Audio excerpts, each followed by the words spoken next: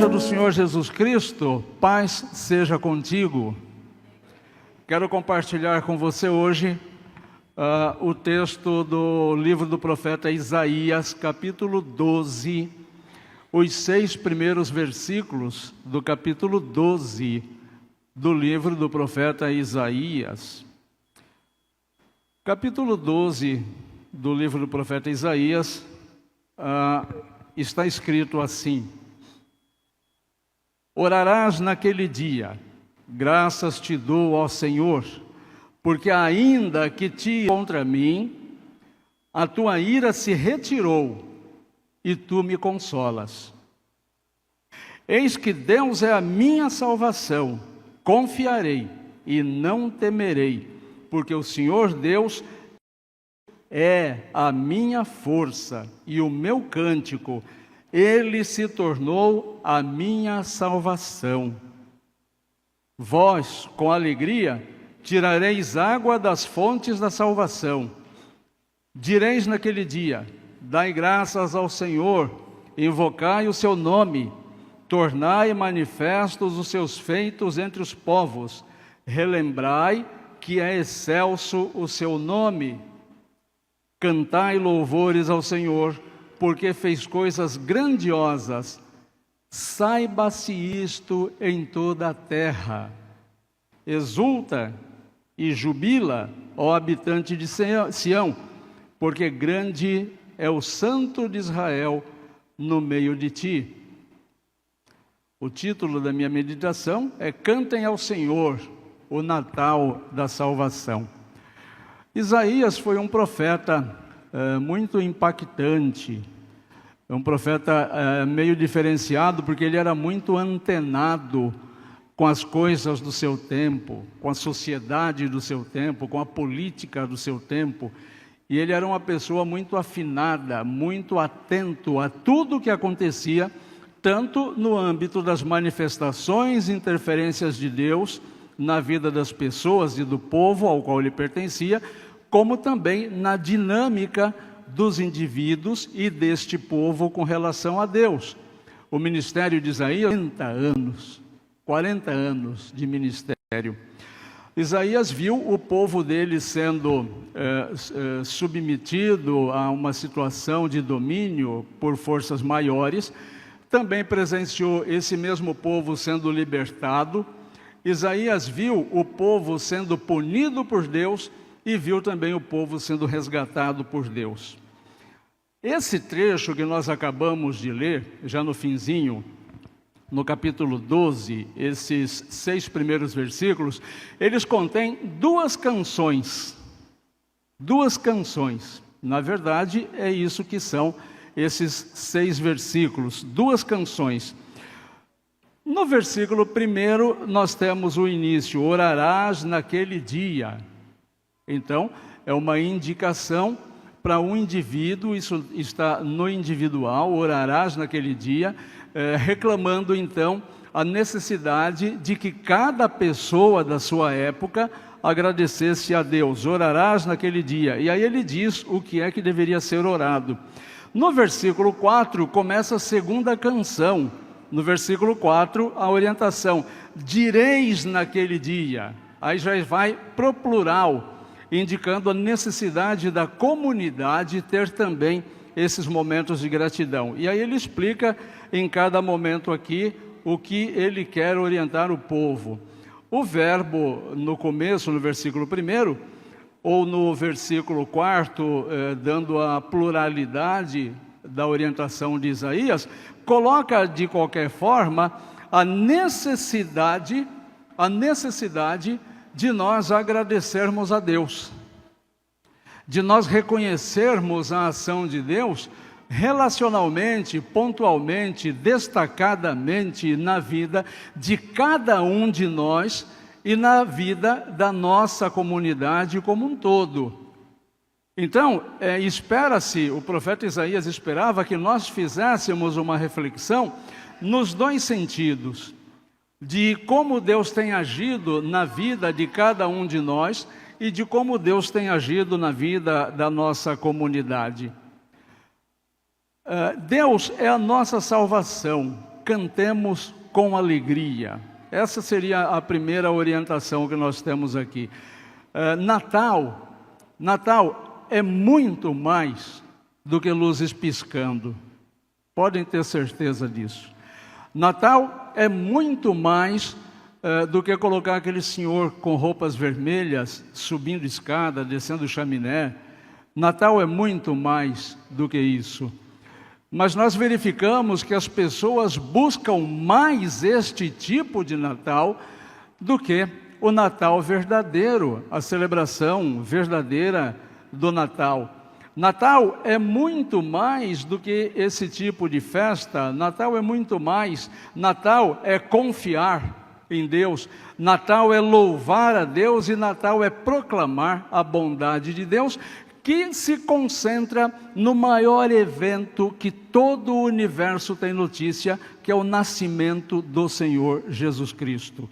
O nascimento do Senhor Jesus Cristo é o verdadeiro Natal, não daquele senhor de vermelho. Mas o que é mais celebrado? O Natal daquele senhor de vermelho.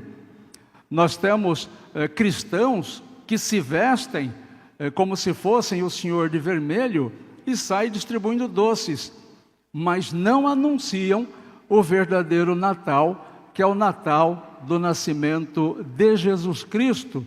Não fosse o nascimento de Jesus Cristo, estaríamos todos nós irremediavelmente perdidos, inclusive toda a natureza permanentemente contaminada pelo pecado. Então nós vamos explorar nesse texto de Isaías, nesses 6 versículos de Isaías, algumas lições importantes para as nossas vidas. A primeira lição, que está nos versículos 2 e 3, nós poderíamos resumir como a confiança no Deus que salva. A confiança no Deus que salva. Esses 2 versículos dizem: eis que Deus é a minha salvação. Essa colocação está no singular. Eis que Deus é a minha salvação. Confiarei e não temerei, porque o Senhor Deus é a minha força, o meu cântico, Ele se tornou a minha salvação. Vós, com alegria, tirareis água das fontes da salvação. Isaías convida então a mim e a cada um de vocês a confiar e depositar em Deus, que salva as nossas almas, as nossas esperanças, os nossos problemas, os nossos sonhos e os nossos projetos. Da mesma forma que Israel celebrava a libertação, nós precisamos e devemos celebrar o Natal, porque Jesus é a fonte inesgotável da nossa salvação. Esses dias eu vi alguém defendendo com tanta veemência que cristão não celebra o Natal. E eu fiquei assim, de fato, escandalizado. Falei, mas qual é o crime, qual é o pecado de se celebrar o nascimento de Jesus? E aí a pessoa trouxe uma explicação que eu estou careca de saber. Que o nascimento de Jesus Cristo, colocado no dia 25 de dezembro, é a mesma data do Deus Sol, colocado por Alexandre o Grande para celebrar o nascimento, celebrar o dia de um ídolo pagão. E aí, para que o reinado, o império se transformasse em cristãos e conciliasse o interesse dos cristãos, se estabeleceu que o cristão deveria celebrar o Natal também no dia 25, aí teria um feriado só. Ao contrário de nós brasileiros que clamamos por feriados, as grandes potências econômicas não gostam de feriado, então eles querem reduzir o feriado, e já foi assim naquela época. Porque enquanto trabalhamos, produzimos, e no feriado nós só gastamos, ninguém produz no feriado, né? E aí se colocou dia 25 de dezembro, o nascimento do Deus Sol, para celebrar o nascimento de Jesus Cristo. Ora, meus queridos, poderiam colocar o nascimento de Jesus Cristo até no dia do carnaval. Eu vou celebrar. Poderia colocar o nascimento de Jesus Cristo para ser celebrado até no dia de finados. Eu celebraria o nascimento de Jesus Cristo. Eu celebro o meu nascimento, você celebra o teu nascimento, porque não podemos celebrar o nascimento do nosso Salvador. Então o inimigo coloca essas cascas de banana para nós escorregarmos e nos afastarmos desses momentos de celebração. Eu não celebro o feriado, eu celebro o nascimento de Jesus. Eu não celebro o Natal daquele senhor de vermelho, eu celebro o Natal, nascimento de Jesus Cristo, que veio ao mundo com uma finalidade.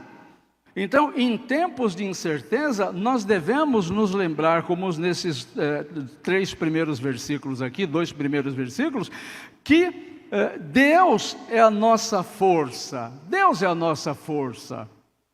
Então, quando você se sente fraco, quando você se sente necessitado de uma resposta, quando você não tem mais de onde tirar a sua energia, quando a melhor oração que sai da sua boca é um suspiro que demonstra que você está entregando os pontos, você deve neste e em todos os momentos lembrar que Deus é a tua força, que a tua força não está identificada na potência do motor que você usa para se locomover. Deus, a força, a resolução dos teus problemas não está identificada na mobilidade política do seu representante, absolutamente.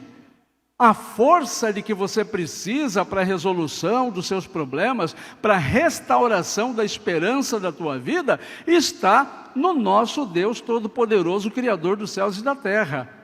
Sabe quem é esse Deus? Aquele mesmo Jesus que, quando ia andando, os demônios vinham correndo dos lugares onde estavam, pulavam na frente dele e gritavam: Jesus, Filho do Deus Altíssimo, vieste nos perturbar antes do tempo? É este Jesus que é a força da minha esperança. É nele que eu deposito a capacidade, a esperança, a fé de que os meus problemas serão muito bem encaminhados e resolvidos. E por quê? Porque Deus não nos deixa sozinhos. A sua salvação, não só da nossa alma para a eternidade, mas a salvação de cada um de nós dos diversos problemas que nós vivenciamos, é uma ajuda constante de Jesus. E sem dificuldade nenhuma, eu vos conduziria agora a lembrar, olhar para estes 11 meses que já se passaram e verificar por onde você andou e dos sufocos de onde você foi tirado, dos livramentos que você recebeu para chegar até este momento. O Senhor te socorreu em momentos que você sequer imaginava, que você sequer percebeu. Quantas coisas ruins deveriam ter acontecido com você e o Senhor te livrou delas e você sequer tomou conhecimento. De outras você foi livrado com a atuação esplendorosa de Jesus numa situação que você quase podia apalpá-lo. Ele foi o teu socorro. Então não precisa muito. Olha para tudo que já passou na tua vida.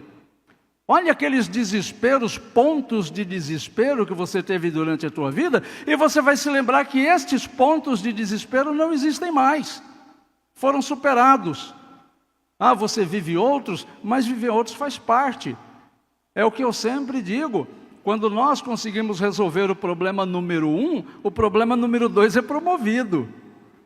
Então, no mundo tereis aflições, disse Jesus, mas tende bom ânimo, eu venci o mundo. Então, em quem que eu vou confiar para resolver os meus problemas? Em outro comedor de arroz e feijão igual eu? Em outra pessoa que peca tanto quanto eu, ou mais ainda do que eu? Não, essa pessoa em algum momento vai falhar. Em algum momento essa pessoa vai me decepcionar, como eu vou falhar com esta pessoa, como em algum momento eu vou decepcionar esta pessoa. Então nós vamos esperar e depositar as nossas esperanças nas pessoas, isso não é justo, eu falei isso domingo passado. Não é justo nós colocarmos no ombro da outra pessoa a razão da nossa felicidade. Disse também domingo passado, é aquela história, principalmente nos relacionamentos, quando a gente diz assim, eu vou te fazer muito feliz. Isso é uma grande mentira, porque é impossível. Eu não tenho a capacidade de fazer outra pessoa feliz, como outra pessoa não tem a menor capacidade de me fazer feliz. Sou eu, como é você, que decidimos se queremos ou não ser felizes. Não são as coisas que te farão felizes também. Você decide ser feliz até sem as coisas que você tem almejado. Você decide ser feliz, como Paulo disse.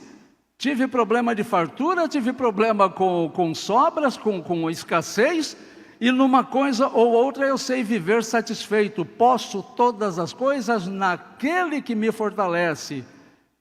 Então é naquele que te fortalece que você deve colocar a tua esperança, a tua fé, a razão de você esperar muitos e muitos momentos felizes na tua vida. Confiança em Deus leva a louvar com gratidão. Confiança em Deus nos leva a louvar com gratidão. Uma segunda lição que nós tiramos desses versículos que nós acabamos de ler, pode ser intitulada assim: Louvor ao Senhor que faz grandes coisas. Os versículos 4 e 5. Direis naquele dia: dai graças ao Senhor, invocai o seu nome, tornai manifestos os seus feitos entre os povos, relembrai que é excelso o seu nome, cantai louvores ao Senhor porque fez coisas grandiosas, saiba-se isto em toda a terra. Falei agora há pouco da ingratidão. Qual foi o último momento, qual foi o último evento em que você praticou com muita eficiência a ingratidão? Você se lembra? Qual foi o último momento em que você teve a oportunidade de praticar a ingratidão?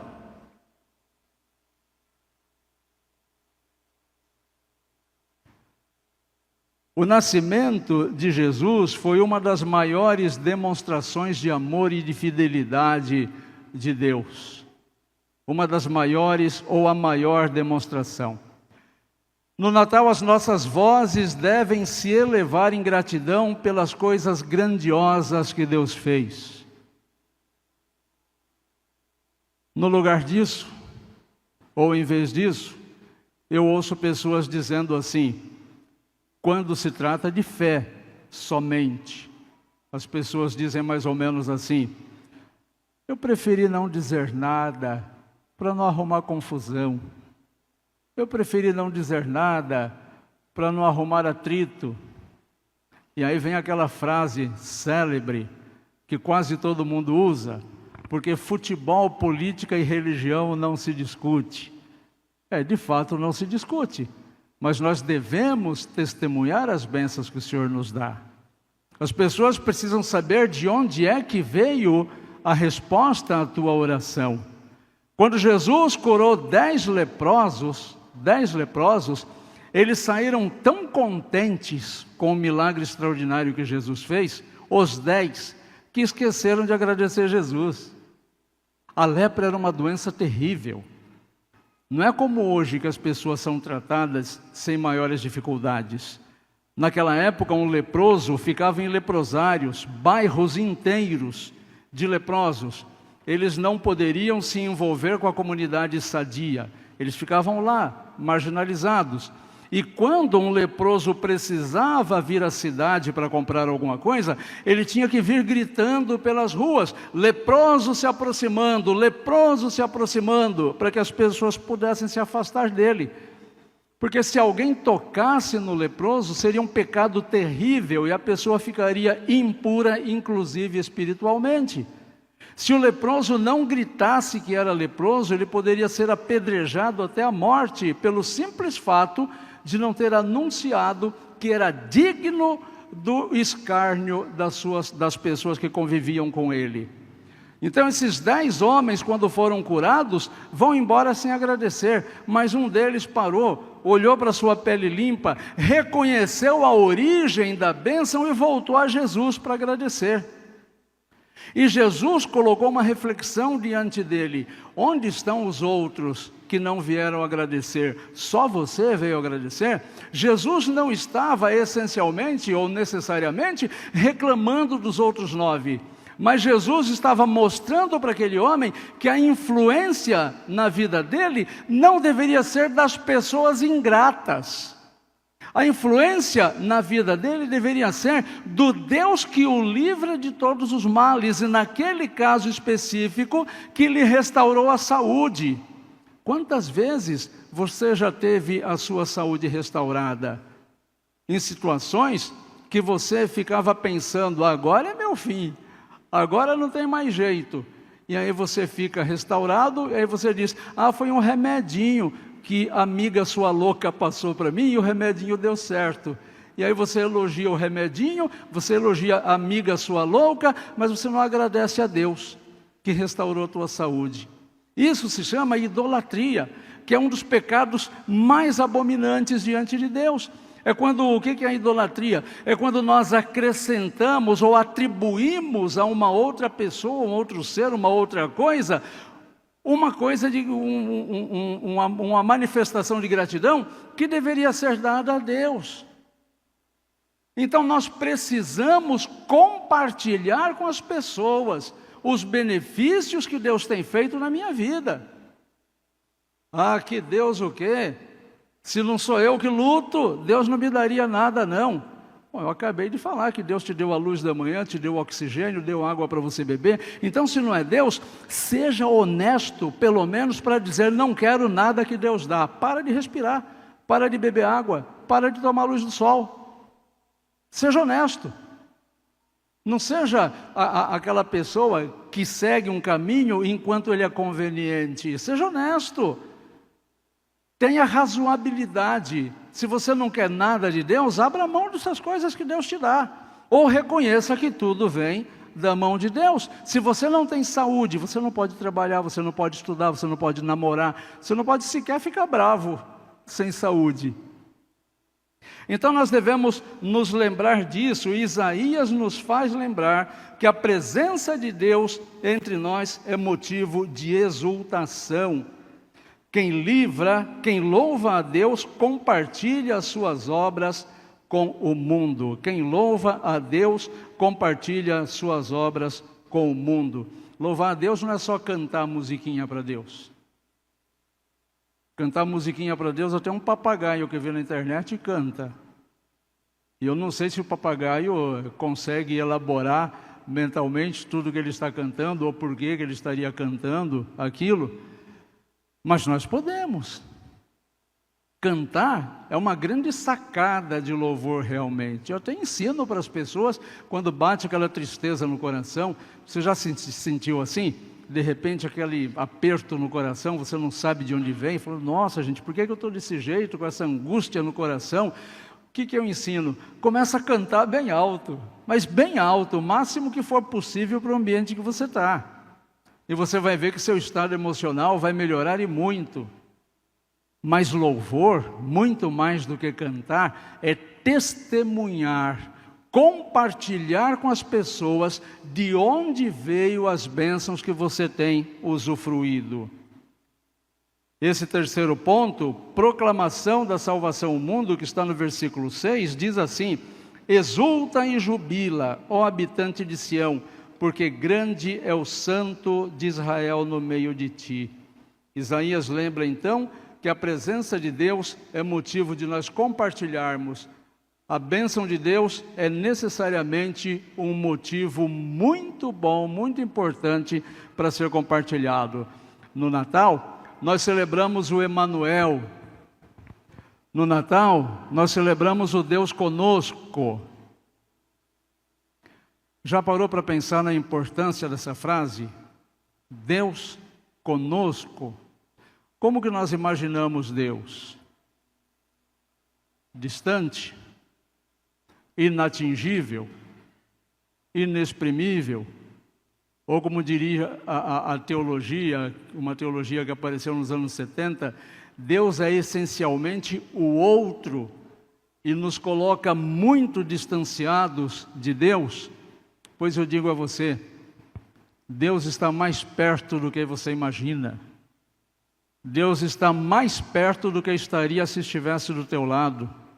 Deus está no teu coração, se você abrir o coração para Ele. Foi o próprio Jesus que disse isso. Eis que estou à porta e bato.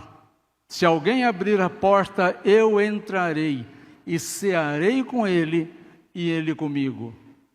Você tem aberto a porta do teu coração para tantas coisas e não abre para Jesus. Você tem aberto a porta do teu coração para o medo. Você tem aberto a porta do teu coração para a dúvida. Você tem aberto a porta do teu coração para as intrigas, para a raiva, para a insegurança. Você tem aberto a porta do teu coração para tantos pensamentos ruins. Mas por que você insiste em manter a porta do teu coração fechada para Jesus? Por que insistentemente você tem mantido a porta do teu coração fechada? O coração é uma porta, tem uma porta que só pode ser aberta pelo lado de dentro e só você tem a chave. É você quem decide quem entra no seu coração ou quem fica do lado de fora. Então não deixa a porta da tua casa aberta para tudo e todos e fechada para Jesus. Se não fosse uma questão de fé, seria uma questão de inteligência. Por que permitir que no teu coração entre a dúvida, a raiva, a frustração, os desejos inadequados, a vontade de fazer coisas erradas e não abre o coração para Jesus, que só quer te amar? Então nós não temos que ver Deus como um ser longínquo, nós temos que entender Deus como um amigo. O próprio Jesus diz: já não vou chamá-los de servos, já não vou chamá-los de irmãos, porque o irmão não sabe todas as coisas que têm acontecido, mas com um amigo você fala todas as coisas que têm acontecido. Não é assim? Às vezes nós não conversamos com o nosso irmão de sangue tudo que gostaríamos de conversar, mas com o melhor amigo, a melhor amiga a gente fala. Então o que Jesus quer é ser teu amigo. Só isso. É uma amizade digna de ser rejeitada? Não, não é. Ele quer ser seu amigo, ele quer andar com você. E ele está com você, desde que você abra o coração para ele, em qualquer momento da tua vida, naqueles que você identifica como mais intenso, até aqueles que você identifica como mais bobinho. Jesus estará do teu lado em todos estes momentos para te orientar e te conduzir. Confie no louvor e proclame: é Natal, a salvação chegou. Eu vou deixar para vocês um resuminho dessas 3 sequências do que eu acabei de falar para vocês. A primeira dela, como se fosse uma pirâmide, a primeira dela é: confie no Senhor. Faça um exercício constante de confiar no Senhor. Vocês sabem o que é confiar, né? Confiar em Deus é um pouco diferente do conceito humano de confiar. Conta-se que um equilibrista estendeu um cabo de um lado a outro de um abismo. E o apresentador, diante da multidão, dizia: o equilibrista vai atravessar o cabo agora, esse desfiladeiro, até o outro lado. O equilibrista foi lá com aquela vara, serelepe, e chegou do outro lado com facilidade. E todos aplaudiram. E aí o apresentador disse: quem acredita que o equilibrista vai atravessar pela segunda vez? Todos se manifestaram. Nós acreditamos. Todos confiaram que ele podia fazer isso. Ele voltou serelepe sem nenhuma dificuldade.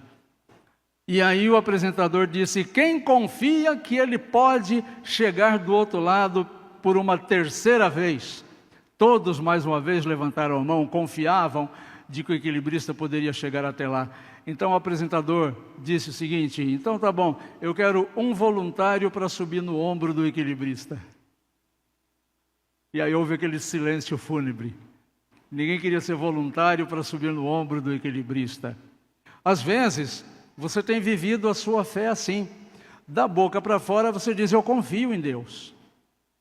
Mas se você perde 15 minutos do seu sono, preocupado com alguma coisa, você não está confiando em Deus. Não minta para você mesmo. Confiar em Deus significa colocar a tua vida e as tuas coisas nas mãos de Deus e vê-lo agir poderosamente para a resolução das tuas coisas, muito melhor do que você mesmo faria, porque do jeito de Deus é sempre melhor. Então confie no Senhor, lembre-se de que Jesus é a fonte da sua salvação, não só hoje, mas por todos os dias da tua vida e por toda a eternidade. Uma segunda dica para essa semana que se inicia para você, além de confiar no Senhor, é louve com gratidão. Louve a Deus com gratidão. Muda aquele conceito quando a gente diz assim, não gosto de gente ingrata. Então não seja essa pessoa ingrata, agradeça a Deus. Agradeça. Porque as provações da vida, elas vêm para nos fazer crescer. Enquanto as tentações vêm para nos derrubar. Tentação é da concorrência, provação vem de Deus. A provação vem para nós evoluirmos espiritualmente, evoluirmos como pessoas. A tentação vem para nos derrubar e nos afastar da comunhão com Deus. Então não permita que a correria do dia a dia roube o cântico de alegria do seu coração. Hoje de manhã nós conversamos com os homens sobre isso. Jesus disse que quando as pessoas menos esperarem, Ele voltaria. E eu digo, eu nunca vi uma geração tão distraída quanto a dos nossos dias. Isso me faz deduzir que o Senhor está bem pertinho de voltar, porque nós andamos distraídos com muitas coisas. Nós andamos distraídos, há poucos anos, nós vivíamos dominados pelo regime de trabalho. Era 12, 15 horas numa fábrica, trabalhando, tinha que produzir. Hoje nós temos uma falsa sensação de liberdade, mas continuamos escravos de academias, escravos de redes sociais, escravos do culto ao corpo, escravos dos esportes, dos times de futebol. Nós acrescentamos ou atribuímos ao time de futebol um êxtase muito maior do que atribuiríamos à ação do próprio Deus na nossa vida. Tem ou não tem alguma coisa errada?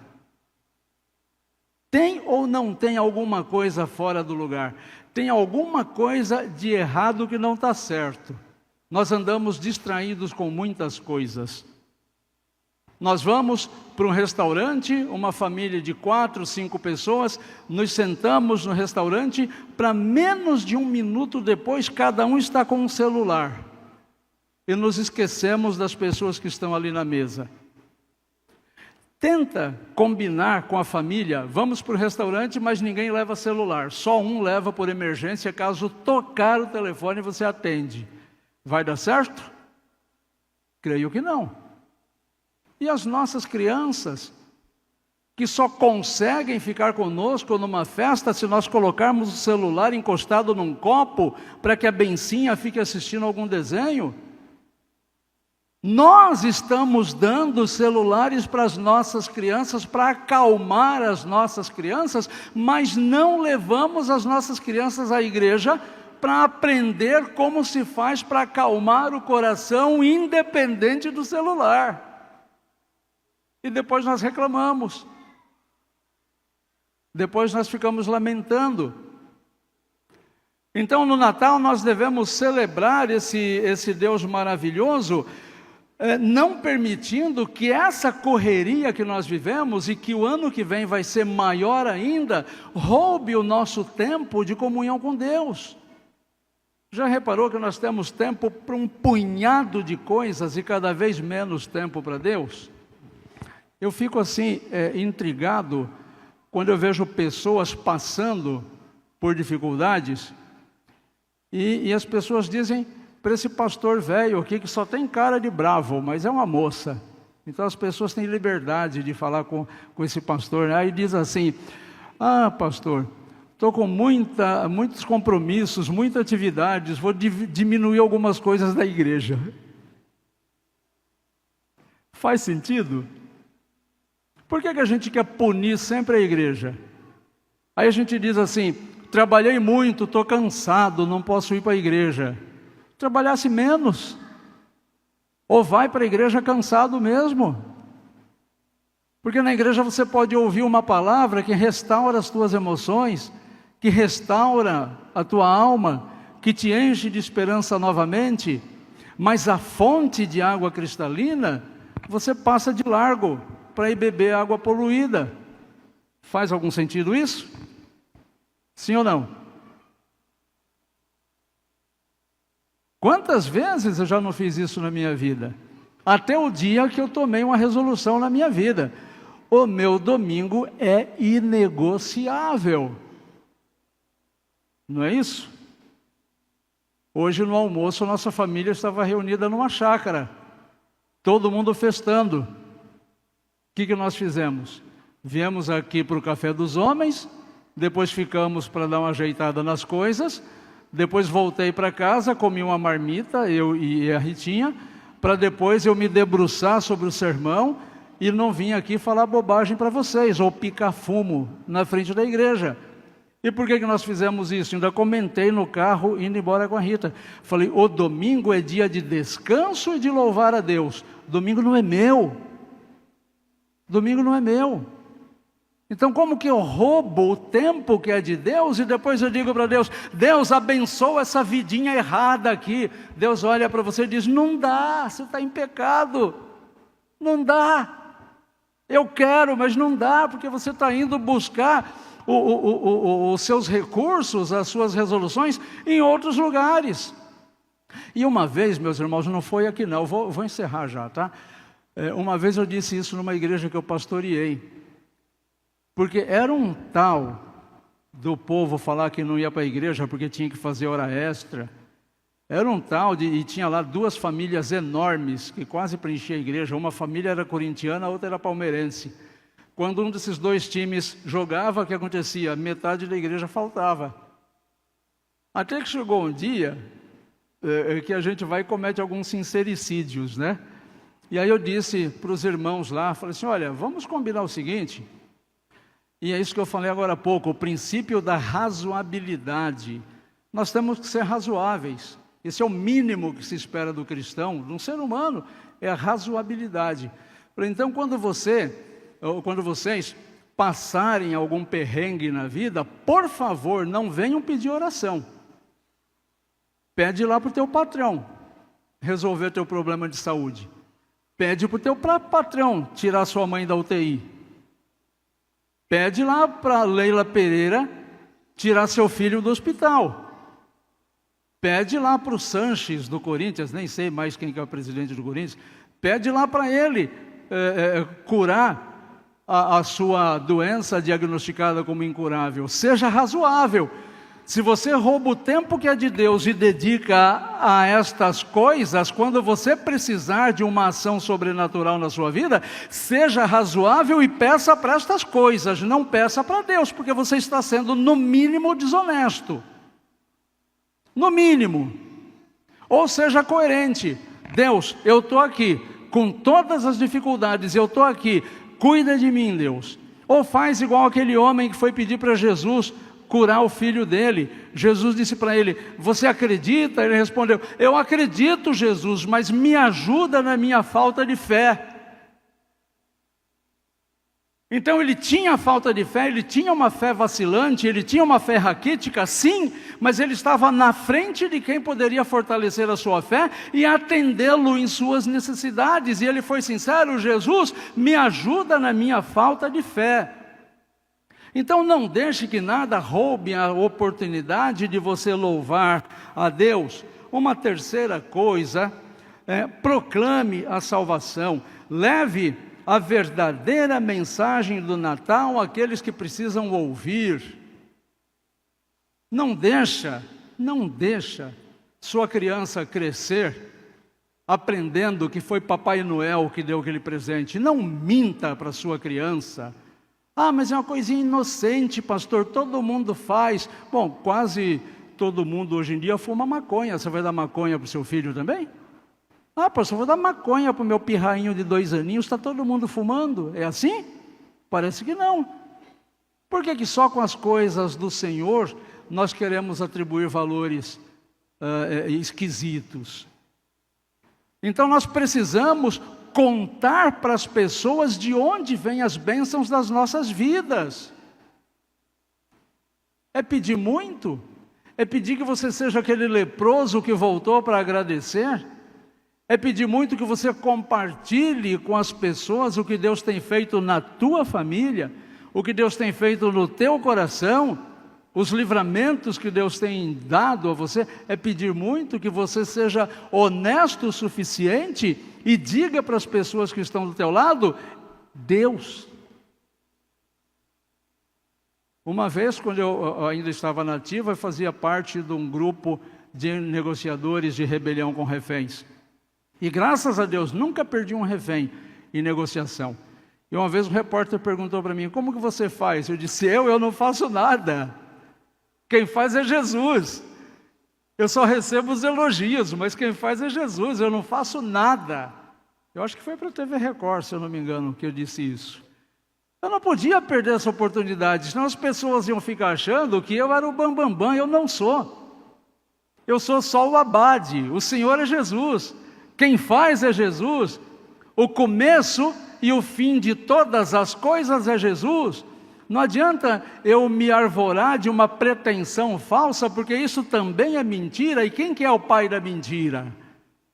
Então não adianta dizer que as coisas acontecem porque eu quero, porque eu não quero, porque eu mereço, porque eu não mereço. Tudo se fundamenta em Jesus. Então, leve a verdadeira mensagem de Natal àqueles que precisam ouvir. O Natal nos convida a celebrar a grandiosa salvação que Deus nos deu em Cristo. Então vamos fazer como Isaías, que nos incentiva a confiar, louvar e proclamar ao mundo a alegria que nasce do nosso Salvador. E aí a gente vai ver retumbando nas nossas mentes o final desse texto de Isaías. Grande é o Santo de Israel no meio de nós. Grande é o Santo de Israel no meio de nós. Essa é a minha esperança, é ver a tua vida irritantemente abençoada, é ver você irritantemente feliz, mas que você tenha a dignidade de, quando falarem como você consegue sorrir no meio dos problemas, como você consegue ter fé diante das dificuldades, você vai responder: porque grande é o Santo de Israel no meio de nós. Você pode repetir isso? Vamos juntos? Grande. Agora é bonitinho, bem forte, para sair no vídeo depois da pregação. Vamos lá.